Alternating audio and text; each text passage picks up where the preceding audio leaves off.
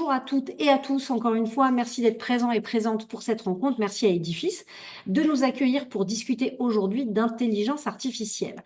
Alors, on sait que vous utilisez sans doute tous et tous déjà cet outil, hein. Donc, l'idée, ça va pas du tout être de vous en empêcher, mais plutôt de bien comprendre de quoi on parle quand on parle d'IA, et puis d'autre part, de bien connaître les limites de cet outil.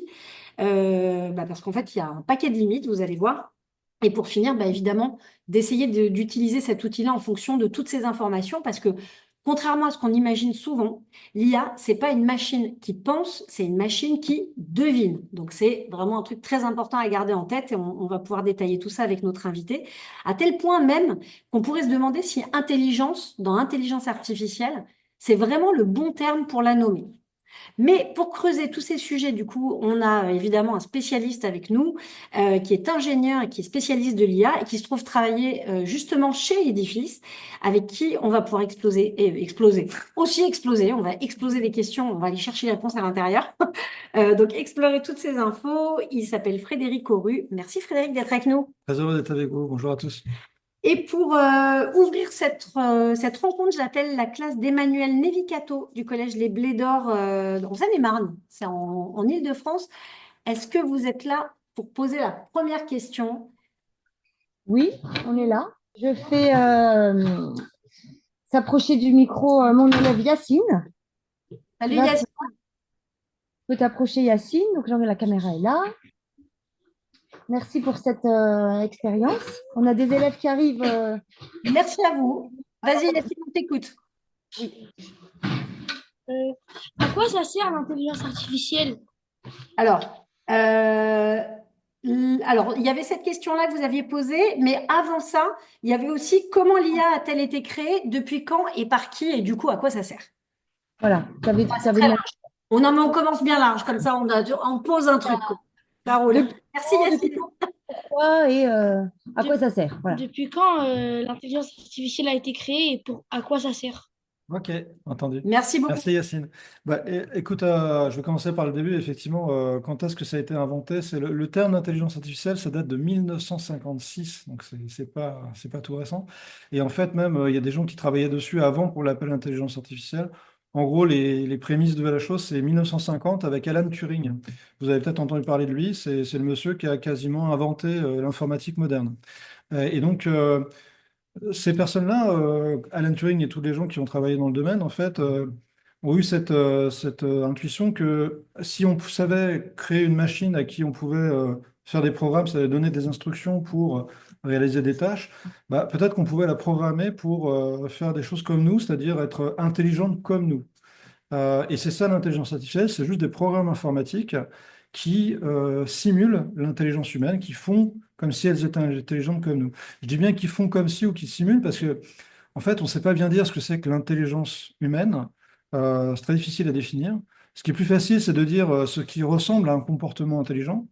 Donc, par exemple, raisonner logiquement, c'est un comportement intelligent. Apprendre, c'est un raisonnement, c'est un comportement intelligent. Et donc, on a fait des programmes qui simulent cette façon de faire. Euh, et donc, ça, c'est donc comme ça est venue l'intelligence artificielle. Ça existe depuis, donc ça fait 70 ans qu'on travaille dessus. Il y a plein de différents types d'intelligence artificielle, mais qui toutes ont pour objectif de soit essayer de simuler un raisonnement, soit d'apprendre quelque chose et d'essayer d'utiliser cet apprentissage pour prédire quelque chose ou bien distinguer des choses. Donc, il y a énormément de cas d'application, mais euh, il y a globalement tout ce qui va être analyse, soit de texte, d'images, de sons, etc., pour distinguer des choses. Par exemple, on peut faire des IA qui vont distinguer des chats, des chiens, des hommes, des choses comme ça sur une image. Et ça peut être très utile, par exemple, pour la voiture autonome, parce que la voiture, en se déplaçant, elle peut repérer tout de suite s'il y a une personne, il ne faut pas l'écraser. Donc, une fois qu'elle peut détecter un humain, elle peut s'arrêter. Ou bien, ça va être ce qu'on appelle l'IA générative, où là, on lui demande de créer des choses. Et donc, elle peut produire des textes, produire des images, produire des vidéos. C'est ce qu'on appelle l'IA générative. Et c'est ce qui constitue le gros boom de l'IA depuis 2-3 ans à peu près. Donc, il y a plusieurs types d'IA. Il y en a énormément en fait. Vraiment, au départ, on a fait des IA, ce qu'on appelait symboliques ou logiques, qui étaient vraiment purs à essayer de faire des raisonnements purement logiques, hyper froids, mais qui ont très vite trouvé des limites. Ensuite, il y a eu ces IA qui ont plutôt appris des données. Donc, on leur a donné des tonnes d'informations sur le passé. Elles ont appris sur ce passé pour essayer de prédire le futur. Par exemple, c'est comme ça qu'on peut faire des simulateurs de cours de bourse ou bien des choses qui vont estimer le prix d'un appartement dans l'immobilier parce qu'on a toutes les transactions du passé. Et puis ensuite, on a eu ces IA génératives qui ont vraiment produit, et c'est ce qu'on voit aujourd'hui avec les chat GPT ou les outils qui gèrent des images ou des vidéos, par exemple. Ok. Alors aujourd'hui, c'est surtout les IA génératives, enfin c'est l'IA générative dont on va parler, c'est celle que vous utilisez le plus. Je vous partage un petit graphique sur ce qu'on sait aujourd'hui de votre utilisation à vous, les jeunes, de l'IA. Apparemment, en grande partie, c'est pour les études. Voilà, je sais pas, faire les devoirs, essayer de trouver des infos, trouver de l'inspiration, acquérir des compétences. On a fait la même rencontre juste avant avec des petits qui étaient en élémentaire. Et il y en a qui nous disent qu'ils apprennent des langues avec ça, qu'ils apprennent voilà, sur les sujets qui les intéressent, pour le travail, pour s'amuser, pour rédiger des mails et pour organiser son temps. Est-ce que vous pouvez me dire, en levant la main, et du coup, on va demander aux enseignants de nous dire dans le chat, est-ce que c'est moins de la moitié, à peu près la moitié ou plus de la moitié? Combien d'entre vous se retrouvent dans ces stats-là? Est-ce que vous pouvez lever la main si vous vous retrouvez dans ces stats, c'est-à-dire vous utilisez principalement pour les études, pour l'inspiration et pour acquérir des compétences? Alors, ouais, en gros, vous vous retrouvez là-dedans. Ouais, je vois qu'il y a pas mal de mains qui se lèvent. Ça marche. Ok. Alors, vous êtes nombreux à pas avoir ouvert les webcams, donc pas de souci. Mais alors, du coup, je veux bien des réponses dans le chat pour les enseignants qui peuvent nous le dire si ça lève les mains chez vous. Combien d'entre vous se retrouvent un peu dans ces stats-là? Ouais, alors à peu près la moitié. La moitié, moins de quart pour certaines classes, mais globalement, ok, ok, ça marche. Bon, donc ces études sont, ouais, quasiment tout le monde pour le collège Jules Verne. Ok, ça marche, merci. Donc, ok, on se retrouve à peu près dans ces stats. Nous, on vous pose cette question-là, évidemment, parce que ça nous permet de voir un petit peu bah, la façon dont vous l'utilisez et puis d'orienter un petit peu ce qu'on va se dire pendant cette rencontre. Donc, globalement, l'IA, tu nous as dit, elle est donc statistique. Est-ce qu'on peut rentrer un petit peu dans le détail de comment ça marche? Pour ça, je vais appeler la classe d'Isabelle Camelin, qui a une question pour toi. Isabelle Camelin de Bourgogne, LPH Champs-sur-Yonne. Est-ce que vous êtes là? Nous sommes là et Lucas est à côté de moi. Baisse-toi un peu, Lucas. Ah, je suis trop grand. Ben oui, pour poser ta Lucas. question, regarde. Nous, quand même. Allez, on t'écoute. Allez, Lucas. Alors, combien de temps faut-il pour programmer une IA? Merci. Combien de temps il faut pour programmer une IA, sachant que du coup, tu avais l'air de dire qu'il fallait lui apprendre plein de trucs. On peut réentrer dans le comment ça marche et du coup, combien de temps ça prend? Ouais, pour répondre rapidement à la question, c'est en fait on dit plus entraîner une IA que la programmer parce que en gros ce qu'on appelle un modèle, enfin, le programme il existe déjà. Ce qu'il faut, c'est lui faire ingérer des connaissances. Et ça prend à peu près plusieurs semaines d'entraînement sur des grosses machines, ce qu'on appelle des GPU, c'est-à-dire c'est des puces spécifiques faites pour ces choses-là. Ce sont des éléments très puissants. Et il en faut beaucoup, beaucoup en parallèle. Donc ça consomme beaucoup d'électricité, mais on en reviendra tout à l'heure. Mais donc plusieurs semaines en fait pour entraîner un modèle comme ChatGPT ou Mistral ou ce genre de modèle-là. Maintenant, comment ça marche? Alors c'est assez simple et drôle en fait, c'est en gros on donne à la machine allez, à peu près tout ce qu'on peut trouver sur Internet d'à peu près potable. Et donc par exemple tout Wikipédia, des livres bien reconnus comme ayant des contenus de qualité. Et on lui dit, tiens, tu prends ces textes-là, tu te caches des mots et tu essaies de les deviner. Et ensuite, tu regardes le vrai mot que tu aurais dû deviner, tu compares, et si tu trouves beaucoup de différences, bah, tu modifies ton modèle interne. Et le modèle interne, c'est comme s'il y avait des millions de boutons, voire des milliards de boutons, qu'il peut tourner, un peu comme sur une grosse table de mixage. Elle tourne jusqu'à ce que, en fait, l'équilibre fait qu'elle trouve les bons mots. Elle fait ça des millions de fois sur des millions de livres. Et en ce faisant, en fait, ce qu'elle a appris, c'est la statistique du langage. C'est pour ça qu'on appelle ça des modèles de langage statistiques. C'est parce qu'en fait, en faisant de cet exercice, elle est capable donc de deviner tous les mots, mais elle est capable parce qu'elle sait calculer quasiment la probabilité qu'un mot, le mot le plus probable, elle sait lequel c'est par rapport à ce qu'il y a autour de ce mot. Et donc, une fois qu'elle a appris ça, en fait, elle est capable du coup de générer des textes entiers. Quand vous demandez à ChatGPT, vous posez une question à ChatGPT, en fait, il prend la question et il essaye de deviner le premier mot. Et ensuite, il reprend la question et le premier mot, il essaie de deviner le second mot. Ainsi de suite, jusqu'à deviner en fait que c'est la fin de la réponse. Ça paraît assez fou parce que on se dit, ça paraît totalement mécanique et un peu stupide, mais en réalité, c'est totalement exactement comment ça marche. Et donc, quand vous lisez ce qu'elle dit et que vous avez l'impression qu'elle a raisonné, qu'elle a pensé la réponse, ou bien qu'elle est extrêmement intelligente, qu'elle a été cherchée sur Internet, pas forcément. Peut-être qu'elle a simplement cherché dans les connaissances qu'elle avait et qu'elle vous a recraché quelque part une moyenne, une sorte de compactification de tout ce qu'on lui a donné d'Internet. Et donc ça marche pour les textes, mais ça marche aussi pour les images. Pour les images, vous pouvez faire pareil, vous lui dites, tiens, prends des images, cache-toi des petits morceaux de l'image et essaie de les reconstituer. Et donc comme ça, elle va comprendre la statistique, la logique des images. Et donc si après vous lui dites, tiens, fais-moi un ours polaire sur une bicyclette, elle va générer une image qui ressemble à ça parce qu'elle a réussi à comprendre comment une image était organisée et quelles étaient les relations entre tous les pixels. Ça marche aussi pour les sons, la voix, ça marche pour les vidéos, ça marche à peu près pour n'importe quel type de données en fait. Alors, comme on nous a posé la question tout à l'heure, je vais vous donner la question et la réponse tout de suite. Elle ne peut pas faire le ménage à ta place. Voilà, on nous a demandé. Elle peut faire plein de trucs, mais pas le ménage. Ça vient hein, quand même. Il y a des robots qui commencent à savoir plier le linge, à te mettre du linge dans la machine, mais il manque un petit peu de dextérité. Elles prennent pas mal de place dans la maison, donc c'est pas encore pour tout de suite. C'est pas tout de suite. Du coup, Emmanuel Nevicato, je pense à un élève qui résume en disant, donc l'IA, elle sait répondre, mais elle comprend pas. Exactement. Alors là, bravo, parce que c'est tout à fait ça.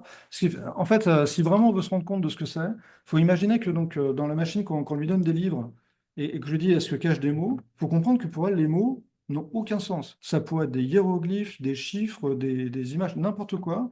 En fait, elle ne comprend pas ce qu'elle manipule. Tout ce qu'elle cherche, c'est les relations entre ces mots. Et en fait, c'est nous qui lui disons par les tests qu'on a écrits, voilà ce qu'est la bonne suite de ce texte ou pas la bonne suite. Et donc, tout ce qu'elle essaie de faire, c'est d'avoir un texte qui est cohérent, mais elle se fiche complètement du contenu. Ça lui parle pas, elle n'a pas aucune interprétation de la chose, elle ne comprend pas ce que vous lui demandez ou ce qu'elle produit. Tout ce qu'elle fait, c'est de produire des mots les uns après les autres qui semblent cohérents par rapport à ce qu'on lui a donné en entrée. Alors, je vais vous montrer un petit exemple. Alors là, on est sur Google, hein, on ne parle pas forcément de ChatGPT, mais vous avez déjà dû vous retrouver dans cette situation. Vous posez un début de phrase à Google et il vous propose un truc. Donc, à votre avis, Taylor Swift, et à votre avis, comment Google va compléter cette réponse? Cette phrase, pardon. Comment Google va compléter cette phrase à votre avis? Taylor Swift et, allez-y, écrivez dans le chat ce que les élèves vous répondent, s'il y en a qui vous répondent des choses. Et chanteuse, ouais, ok. Star, une chanteuse, ok. Jolie, chanteuse américaine, une star. Mariée, ouais, super. Ouais, mariée, ok. Connue, célibataire. Ok, ça marche. Eh ben, Google, quand on a fait, nous, le test hein, pour notre rencontre, a complété comme ça. Est-ce qu'elle est enceinte? Alors, je sais pas, il devait y avoir un truc à ce moment-là. Il y avait peut-être un journal People qui en parlait. Est-ce qu'elle est milliardaire? Est-ce qu'elle est en couple? Vous avez raison. Est-ce qu'elle est enceinte? Est-ce qu'elle est mariée? En fait, arrive finalement assez vite dans la façon dont la phrase est complétée. Ça marche. Est-ce qu'il y a déjà des questions? N'hésitez pas à nous mettre vos questions dans le chat. Est-ce qu'on peut envisager, alors c'est la classe de Romy, est-ce qu'on peut envisager qu'un jour, les IA puissent comprendre les données, justement? Ah, oui, alors peut-être, mais il va falloir vraiment changer la façon dont c'est fait aujourd'hui. Et en fait, ça sera toujours difficile de savoir, ça veut dire quoi comprendre en fait. Euh, Franchement, j'aurais du mal à bien répondre à cette question. Ce qu'on sait, c'est que la compréhension des choses ne peut pas venir simplement des textes.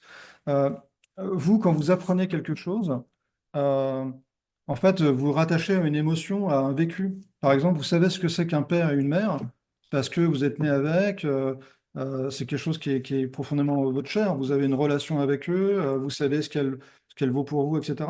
Une machine, si elle l'apprend uniquement du texte, dans des millions de livres, on a beau, dans ces millions de livres, décrire ce que c'est qu'un parent, décrire les émotions qu'on peut avoir, décrire les relations qu'on a, ça n'a rien à voir avec ce qu'on peut vivre, en fait, au jour le jour, et ce qu'on a dans notre chair. Euh, on peut arguer que, parce qu'il y a des gens qui disent, mais en fait, notre cerveau, c'est une machine, c'est que des neurones qui sont connectés, c'est des impulsions électriques. En fait, quelque part, c'est peut-être une sorte de programme qui tourne dans notre tête. Et donc, une machine pourrait faire pareil. peut-être, mais pas dans la technologie actuelle, parce que si elle n'apprend que du texte, il lui manque toute cette connexion, ce vécu qu'elle a, cette relation qui peut être charnelle ou émotionnelle. On peut imaginer, et c'est ce que beaucoup de gens font maintenant, c'est d'essayer d'entraîner ça maintenant avec des vidéos, avec des images, parce que là, on a une perception qui est plus large que simplement le texte. Mais là encore, ce n'est que des images qui sont sans vécu, sans relation avec une émotion, quelque chose qu'on a intériorisé. Donc en fait, il y a beaucoup de gens qui disent la seule façon d'une machine puisse vraiment comprendre et apprendre comme nous, ce serait qu'elle ait comme nous, en fait, une expérience au jour le jour et qu'elle apprenne de son expérience. Et ça, aujourd'hui, on ne sait pas bien faire parce qu'on sait lui dire devine le prochain mot, on ne sait pas lui dire apprends tout simplement de ta vie, de tes expériences. On ne sait pas le faire aujourd'hui. Alors justement, on a une question du collège Violaine. Non, oui, si, collège Violaine, Madame Dessay, collège Louise Michel. Je me suis perdue dans les collèges. Non, collège Violaine, c'est ça, en région parisienne. Oui, bonjour. Ouais, on vous écoute. Excusez-moi, je me suis perdue dans les références. Collègue Louise Michel, je vais laisser la parole à Marianne, une élève de 6e. Ouais. Quel est le but de l'IA? Alors finalement, quel est le but de l'IA par rapport à ce que tu viens de dire? Ah, ben en fait, elle n'en a aucun. L'IA, elle n'a aucun but, c'est juste un programme, il fait ce qu'on lui dit. Donc en fait, elle n'a de but que celui qu'on lui donne. Donc basiquement, par exemple, un ChatGPT ou Mistral ou ce qu'on appelle les modèles de langage, son but, c'est celui qu'on lui a fixé, c'est deviner le prochain mot dans la suite. Après, on peut guider ensuite cette IA, vous savez, ce qu'on appelle un prompt, c'est quand on dit à l'IA ce qu'on veut, et elle va essayer de faire ce qu'on veut. En fait, elle essaie même pas de faire ce qu'on veut. Encore une fois, elle aligne les mots les uns derrière les autres, mais quand vous lui dites, tiens, fais comme si tu étais un professeur et pose-moi des questions sur mon cours, eh bien, elle produit la suite des mots qui correspond, qui est le plus cohérent possible avec ce que vous avez demandé. C'est-à-dire qu'elle va commencer à essayer de se comporter comme un professeur parce que c'est la suite logique de la phrase. Euh, je me suis perdu en route. C'était quoi la question déjà? La question, c'était quel est le but de Voilà, l'IA le but. finalement? Donc, vous voyez, le but, c'est seulement ce que vous lui avez demandé de faire. Donc, le but, elle n'a pas de but personnel, elle n'a pas d'objectif intrinsèque, ce n'est que ce que son créateur ou son utilisateur voudra lui donner comme but. Voilà, ça répond à votre question. Alors, on a le collège Henri Dunant qui a une question. Il faut lever bien la main dans l'outil parce que j'ai failli pas voir que vous vouliez que vous vouliez poser une question. Brahim, on t'écoute si tu es là. Non? Oui? Ouais, Amal Zemiti, on vous écoute. On voit votre main, mais on voit pas votre question.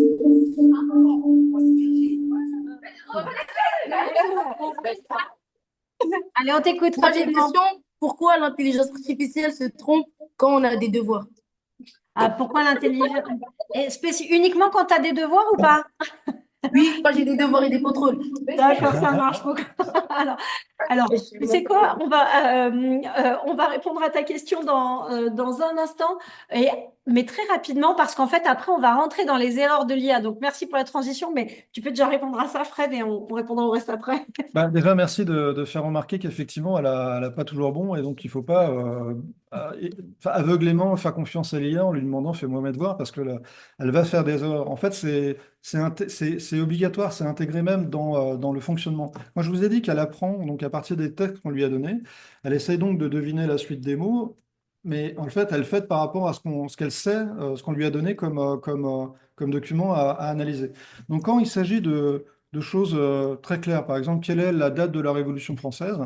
Bah, elle va très vite donner la bonne date parce qu'en fait, des milliers, voire des millions de fois, il y a cette information sur Internet. Donc, quand elle essaye d'apprendre à combler le trou dans la date de la Révolution française bah, elle saura très vite que c'est 1789 parce qu'elle la vit des millions de fois dans les contenus.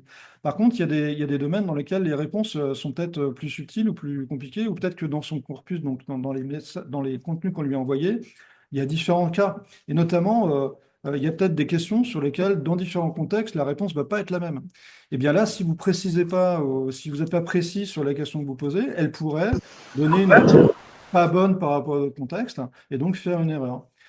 C'est pour ça qu'il ne faut jamais faire confiance à une IA. Elle en fait pas beaucoup, mais elle en fait quand même régulièrement. Et c'est même fondamentalement intégré dans la façon dont ça marche. Ça ne peut pas être 100% sûr. ça fera toujours des erreurs. Charge à vous de bien les détecter. Et d'ailleurs, la classe ADN nous demande comment se fait l'IA si elle est alimentée par nos propres écrits, alors que nos écrits ils sont imparfaits. Alors, c'est à la fois le fait qu'on donne tous les écrits de tout le monde fait que quelque part, on moyenne aussi les choses, c'est-à-dire que votre erreur à vous est peut-être contrebalancée par la qualité d'un autre. Mais globalement, c'est vrai que c'est dangereux, en fait. Enfin, c'est difficile. Enfin, il y a de grandes chances qu'elle fasse des erreurs parce que vous avez fait des erreurs dans les contenus que vous lui avez donnés. On a d'autres questions. Alors attends, il faut que je mette la question, m'assurer de bien la poser. Est-ce que l'IA peut détecter un texte lui-même produit par l'IA? Il y a des gens qui essayent. Malheureusement, ça marche pas très très bien. Euh, En fait, on arrive assez vite à repérer, on va dire, une utilisation standard de ChatGPT ou d'autres, et ils ont souvent un vocabulaire un peu spécial, une façon de tourner les phrases qui ont été influencées par les personnes qui l'ont. Je ne sais pas si ça vous arrive, mais souvent, en fait, quand on voit maintenant des choses dans les blogs ou sur des réseaux sociaux, des fois, on repère tout de suite que c'est un truc qui n'est pas écrit par un humain. Parce qu'on est habitué, on sent que le vocabulaire ou les tournures de phrases sont un petit peu bizarres. Mais en fait, c'est facile de contourner ça en disant à l'IA, écris-le d'une telle façon, comme quelqu'un de pas trop littéraire ou de façon un vrai français, etc. Et du coup, elle va changer un peu son style et donc ça sera plus difficile à repérer. Et puis surtout, en fait, si vous générez un texte comme ça et puis ensuite vous le modifiez un peu, là, ça devient très très difficile de reconnaître que à l'origine, c'est une IA qui l'a créé. Il y a des chercheurs qui y travaillent. On commence à avoir des systèmes qui repèrent le plus évident, mais c'est quand même très difficile d'avoir des systèmes qui détectent vraiment très bien les produits d'IA. Merci Fred. Le collège, pardon, la troisième 2 du collège Albert Camus, la Ferté-Alais, vous avez levé la main, on vous écoute. Est-ce que vous êtes là? Vous n'êtes pas là? Vous êtes là?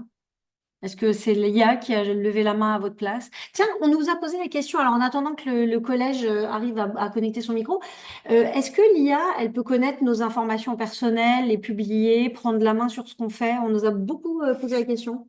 À partir du moment où vous utilisez une IA gratuite, comme ChatGPT ou les autres fournisseurs, si c'est gratuit, c'est que quelque part, il y a un terme qui on dit si c'est gratuit, c'est vous le produit.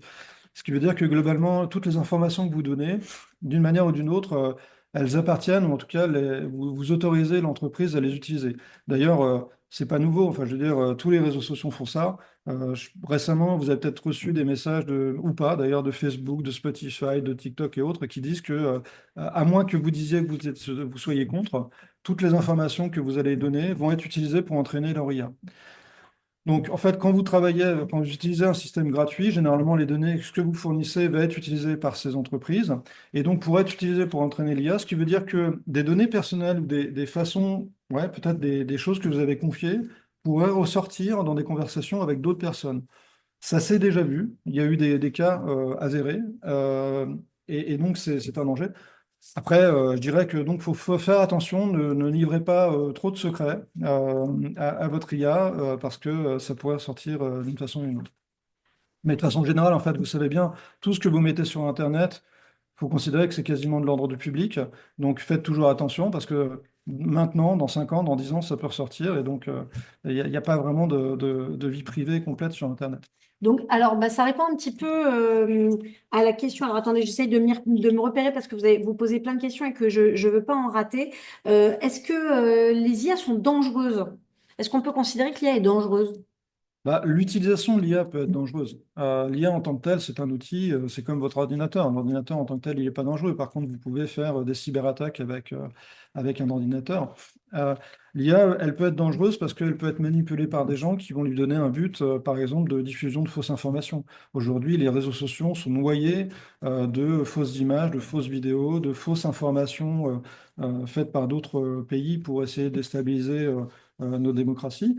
Euh, donc, c'est pas l'IA en tant que telle qui est dangereuse, c'est l'utilisation qu'on en fait. Ce qui est dangereux avec l'IA, c'est la capacité massive de diffuser ça. Parce que comme c'est quelque chose qui est automatisable, enfin c'est une petite intelligence quelque part, c'est comme si vous aviez une armée d'esclaves qui peut diffuser plein de fausses informations sur les réseaux sociaux. Ça massifie, ça intensifie en fait ce qui était déjà possible avant avec des humains. Il y avait déjà plein d'humains qui diffusaient des mauvaises informations sur les réseaux sociaux, mais là vous pouvez multiplier, l'automatiser complètement et donc ça devient dangereux de ce point de vue-là. Alors, un truc du coup super important avant de rentrer dans une autre dimension problématique de l'IA qui va être l'écologie, puisqu'on nous a aussi posé la question. Frédéric disait que voilà, il fallait l'utiliser en gardant en tête cette dimension statistique. Il faut faire attention à ce qu'on lui demande. Et donc, je vais vous partager une petite image. Je vais vous poser la question et je vais demander à vos enseignants de nous répondre dans le chat à cette question avec vos réponses. Qui est Jon Snow? Selon vous, qui est Jon Snow? Est-ce que vous savez qui est Jon Snow? Est-ce que vous êtes trop jeune pour savoir qui est Jon Snow? Alors, on nous dit l'image de droite, d'accord, mais c'est qui? Est-ce qu'il y en a qui reconnaissent l'image de gauche? Est-ce qu'il y en a qui reconnaissent l'image de droite? L'image de droite, l'image de gauche, l'image de droite. Oui, mais est-ce que vous savez l'acteur de Game of Thrones? Ok, ça marche. L'acteur de Game of Thrones. Il y en a qui nous répondent celle de droite, celle de gauche. Bon, ça marche. Mais il n'y a personne qui nous a répondu les deux. Eh bien, en fait, Jon Snow, c'est les deux. C'est effectivement un personnage de la saga Game of Thrones, mais c'est aussi un médecin britannique. Et donc, selon la façon dont on pose la question, qu'on fasse par exemple une erreur, même jusqu'à l'orthographe, puisque là c'est Jon Snow sans H à gauche et avec un H à droite, eh ben, on va avoir des réponses de l'IA qui vont être bonnes ou pas bonnes en fonction de ce qu'on lui demande. Donc, il faut vraiment faire gaffe à la façon dont on l'utilise. Et il y a aussi des questions écologiques.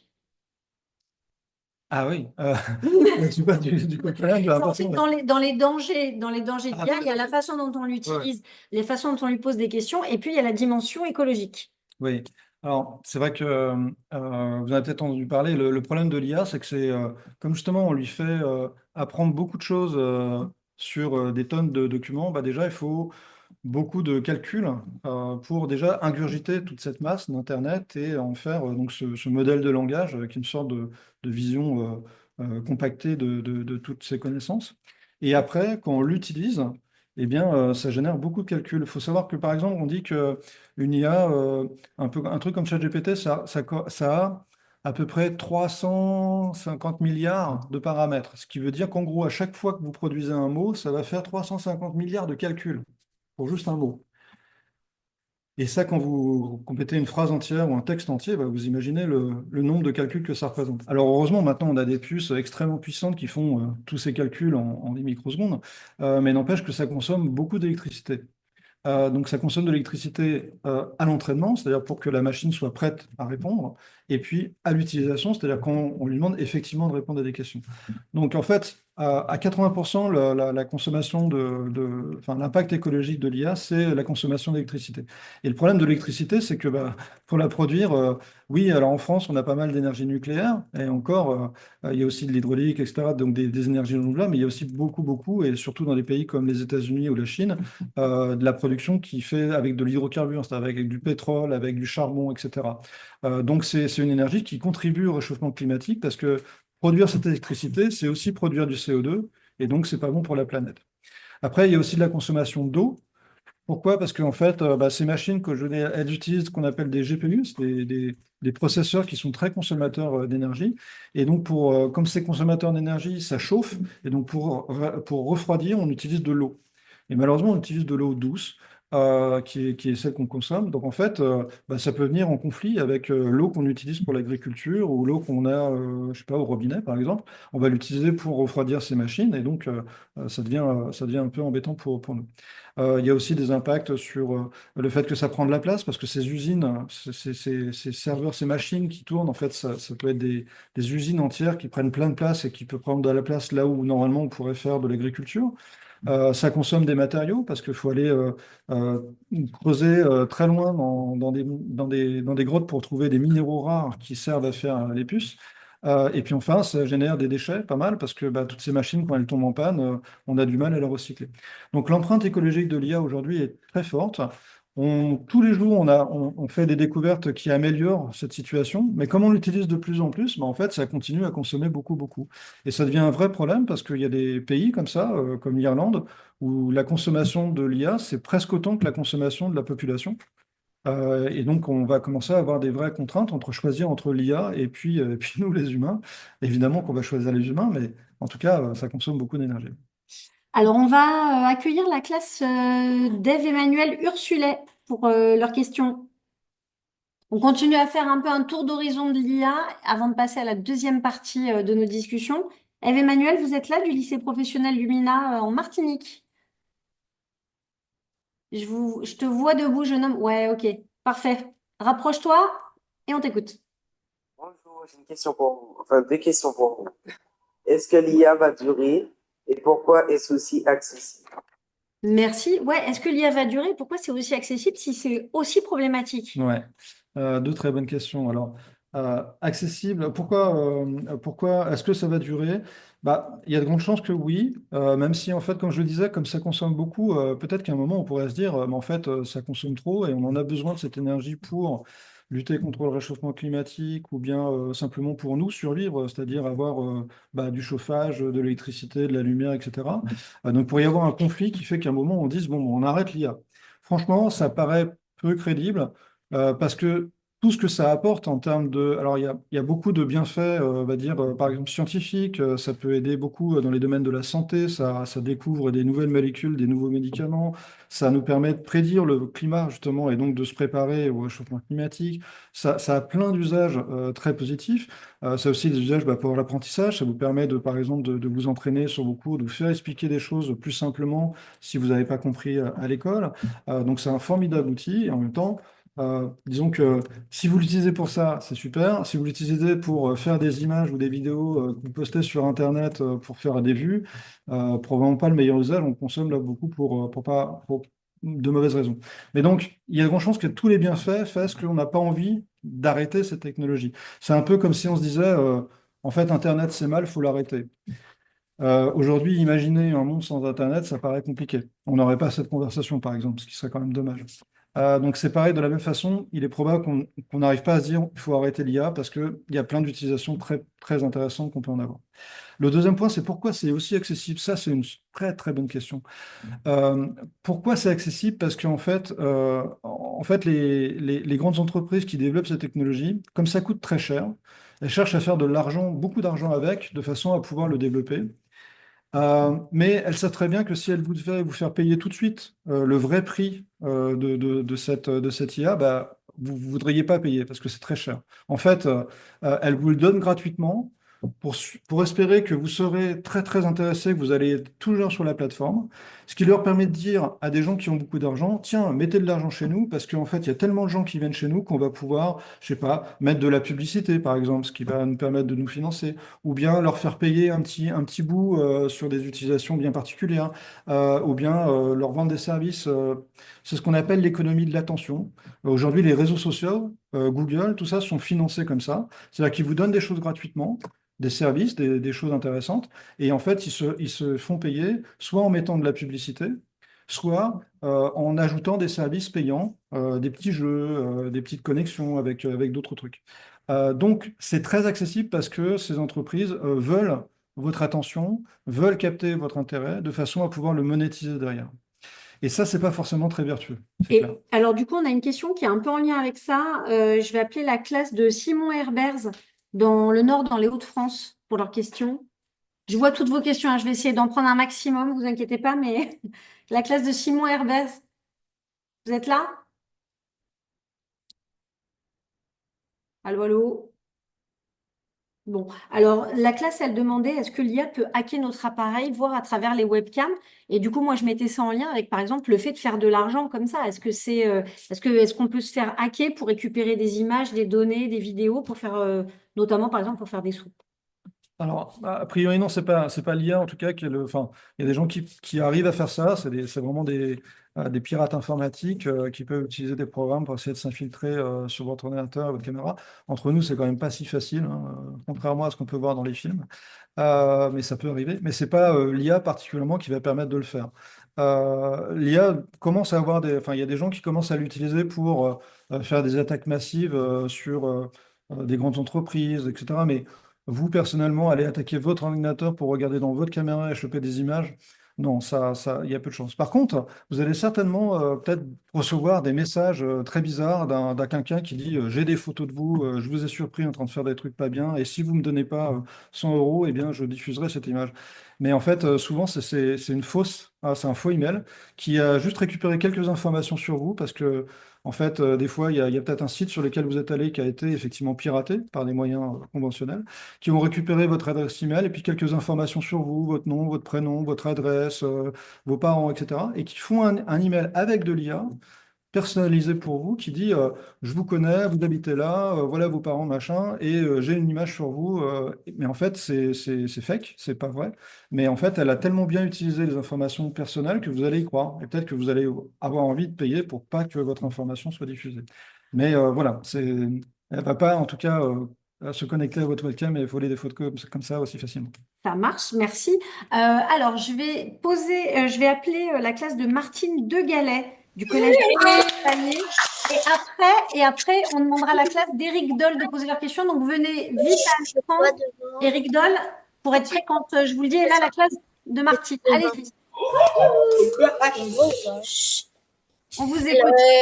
Est-ce que l'IA peut devenir une arme de guerre? Oui, malheureusement, et c'est même déjà le cas en fait, parce qu'on utilise de l'IA par exemple avec des drones pour repérer les cibles potentielles par imagerie satellite. L'IA va détecter automatiquement les cibles les plus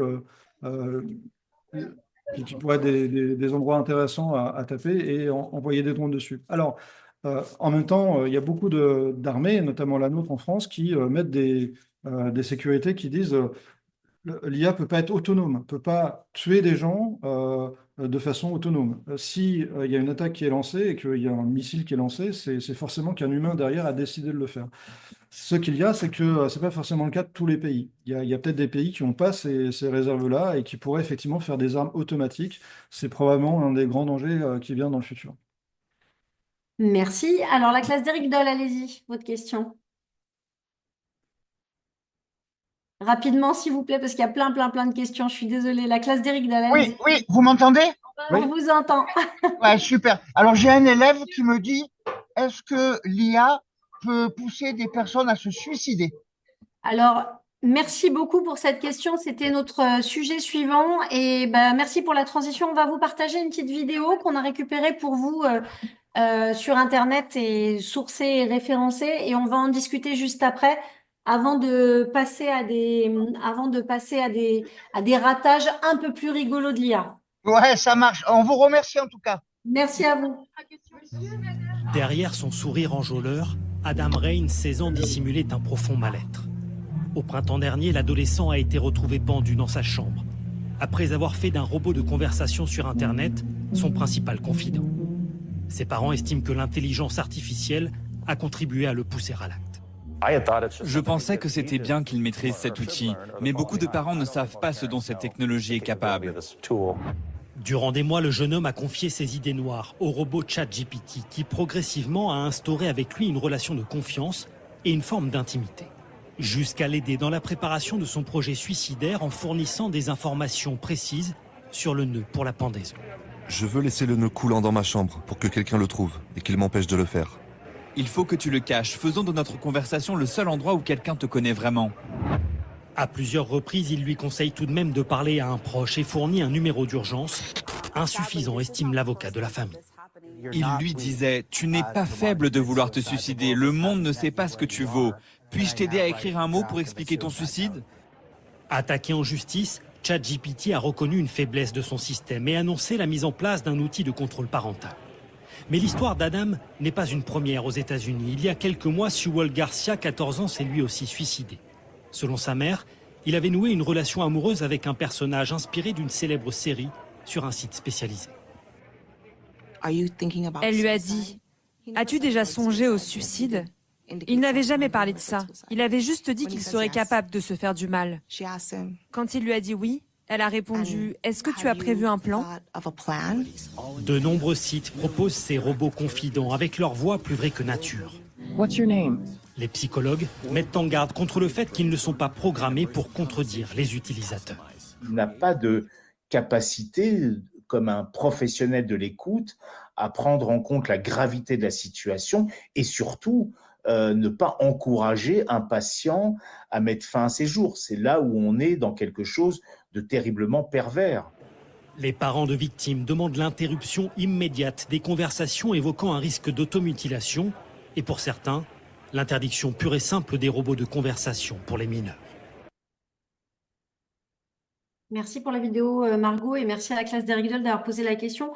Moi, j'aimerais bien vous entendre, en fait, les élèves des différentes classes, quand vous voyez une vidéo comme ça, quand vous entendez ce genre de nouvelles, à quoi ça vous fait penser? Comment vous réagissez à ça? Et soit vous pouvez venir au micro si vous voulez, soit vous pouvez partager avec vos enseignants et qui nous écrivent ça dans le chat.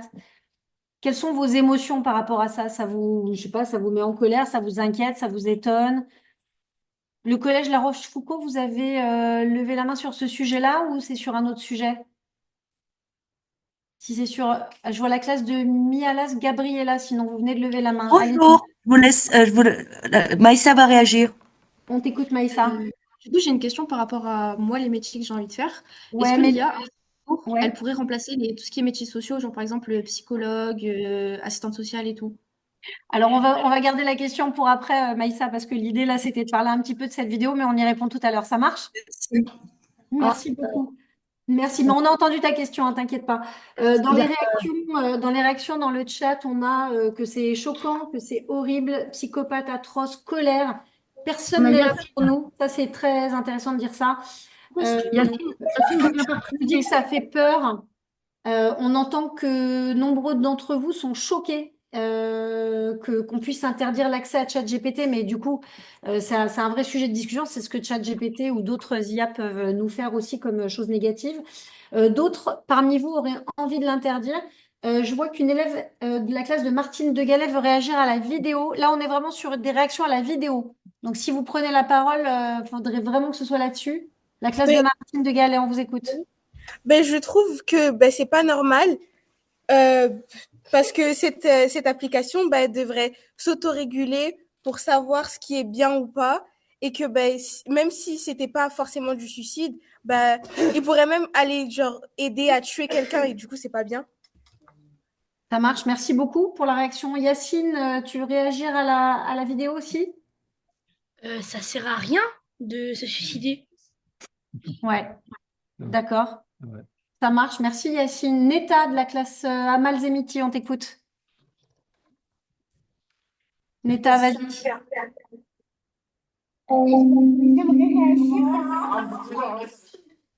là, il y a un super écho.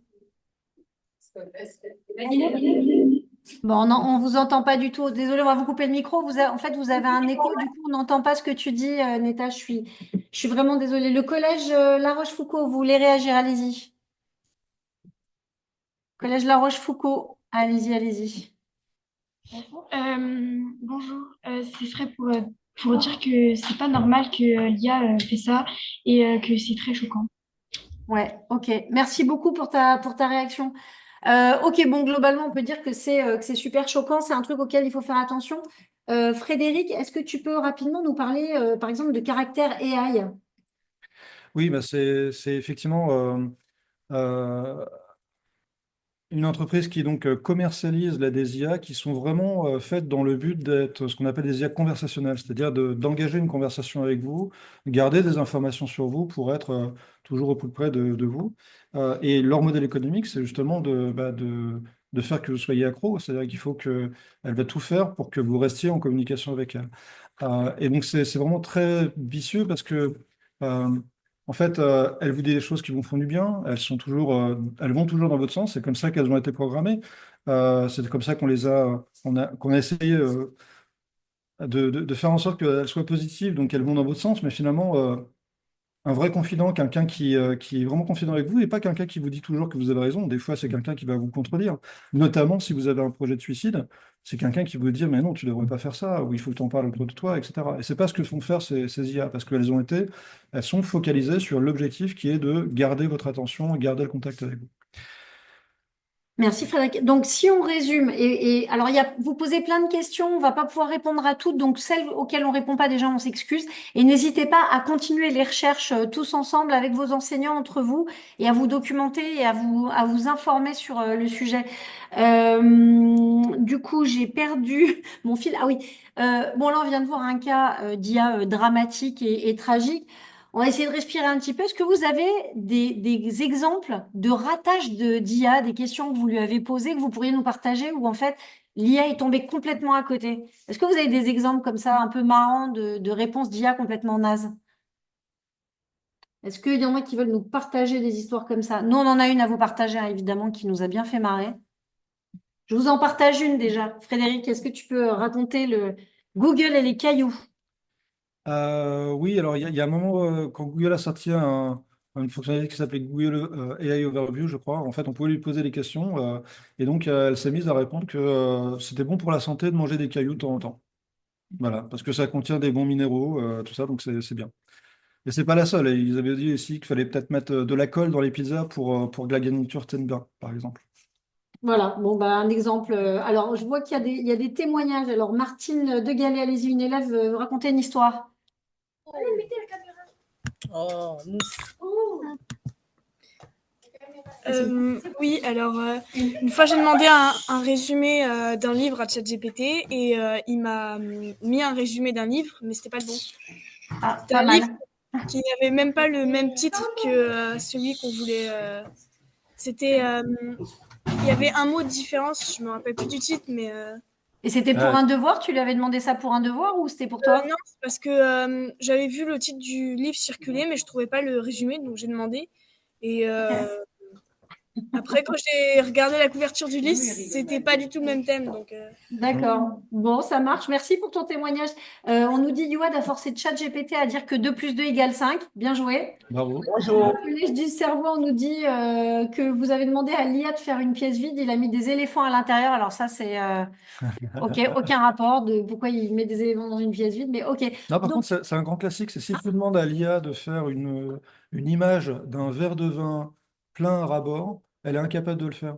Parce que toutes les images qu'on lui a données de verre de vin sont toujours à moitié remplies. ah, d'accord. Mais alors, mais toutes les pièces sont pas remplies d'éléphants.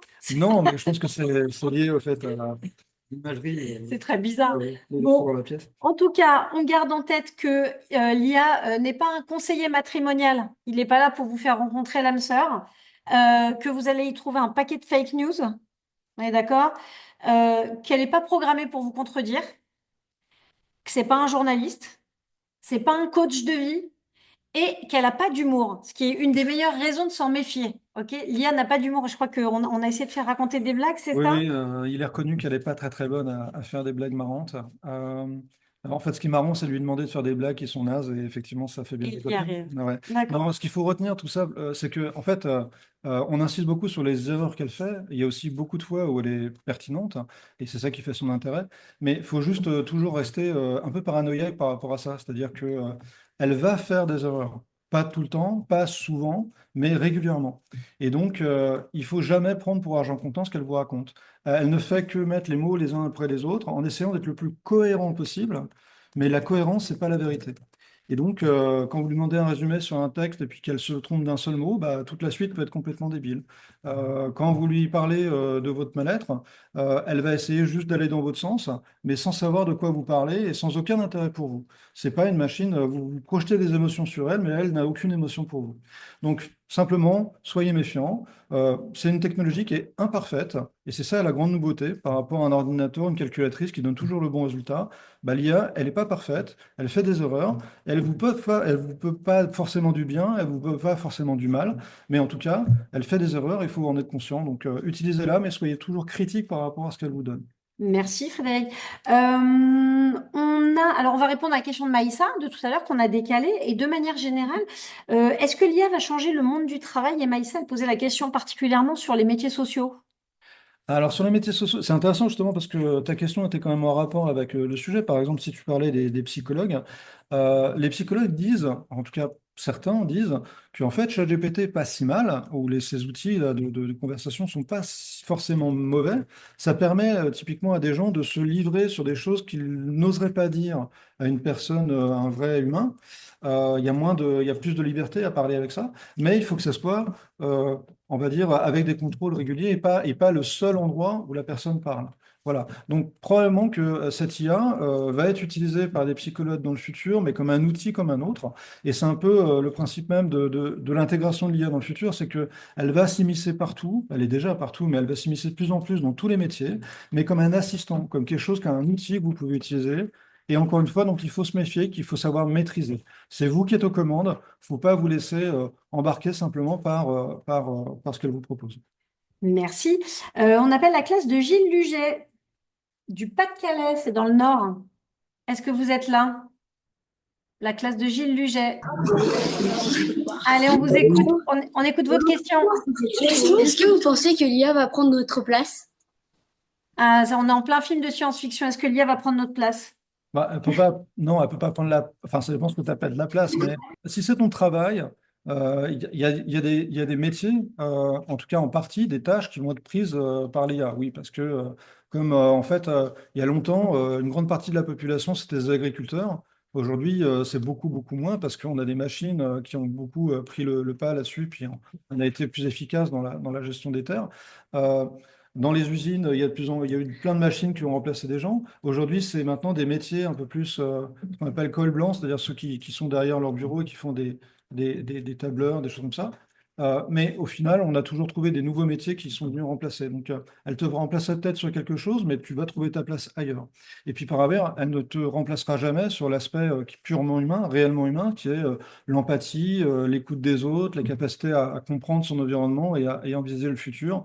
L'IA, c'est juste une machine qui fait ce qu'on lui demande. Merci. La classe Anne-Marie Ferring, Collège La Rochefoucauld, dans le 77. Est-ce que vous êtes là? Bonjour.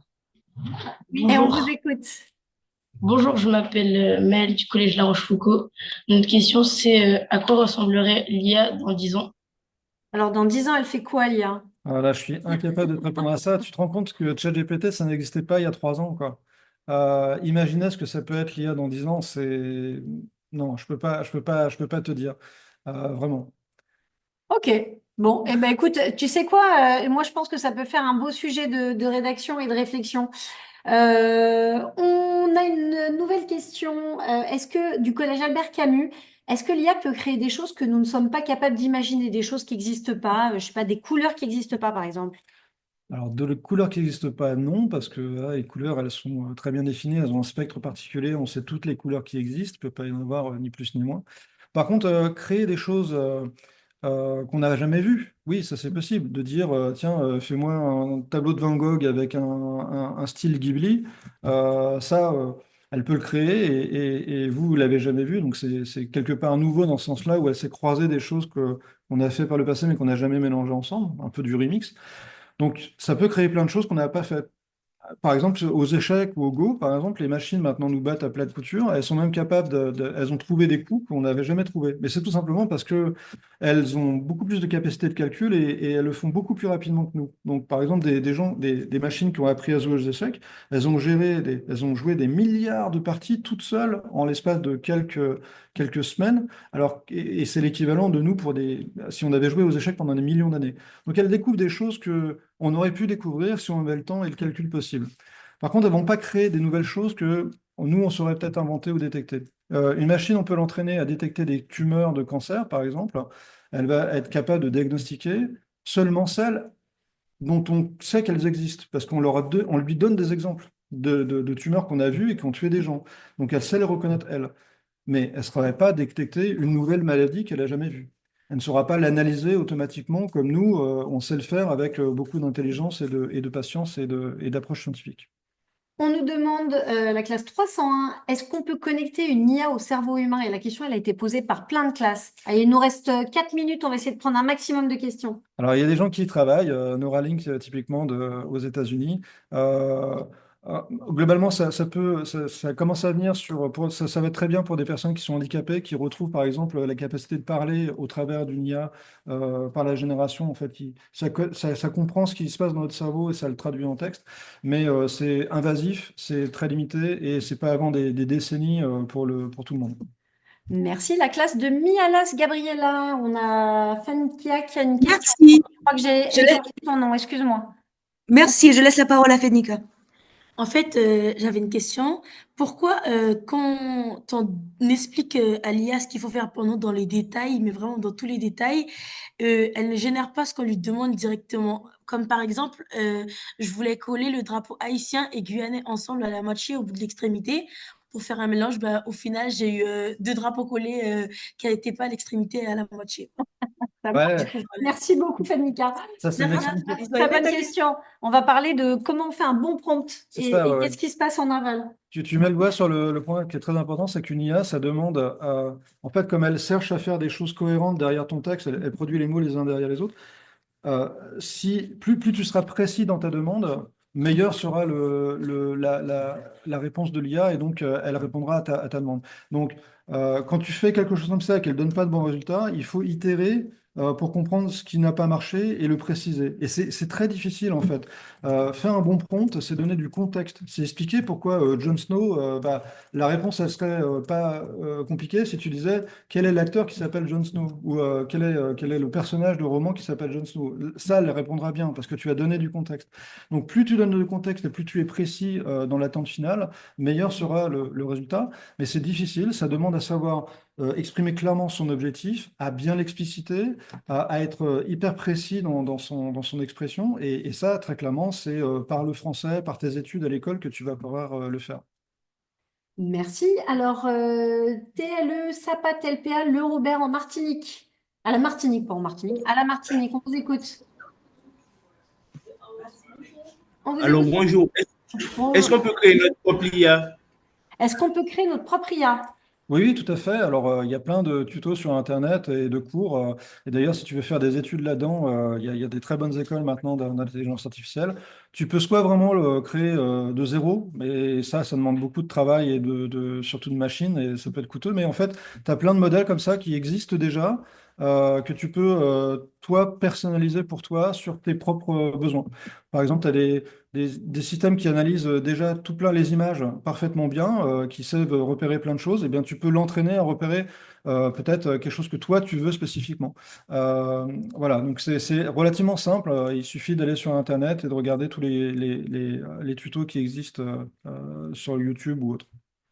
Ça marche. On nous a d'ailleurs demandé, est-ce qu'on peut créer son business plan avec l'IA? Voilà, si tu Ouais. veux fabriquer ta propre IA, tu peux même, c'est-à-dire projeter comment tu vas faire de l'argent avec grâce à l'IA. Absolument. Bah, c'est tout l'intérêt d'ailleurs de discuter avec elle, ça donne des idées. Elle peut prendre tous les rôles. Donc elle peut être un agent marketing, un stratégiste, tout ce que vous voulez.